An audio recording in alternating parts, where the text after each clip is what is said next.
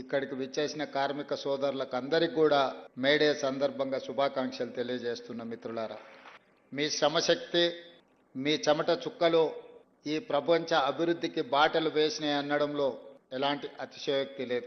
ప్రపంచంలో ఎన్నో ఉద్యమాలు, ఎన్నో పోరాటాలు శాశ్వత పరిష్కారం చూపించకుండా, అభివృద్ధి బాటలు వేయకుండా అర్ధాంతరంగా ముగుస్తూ ఉంటాయి.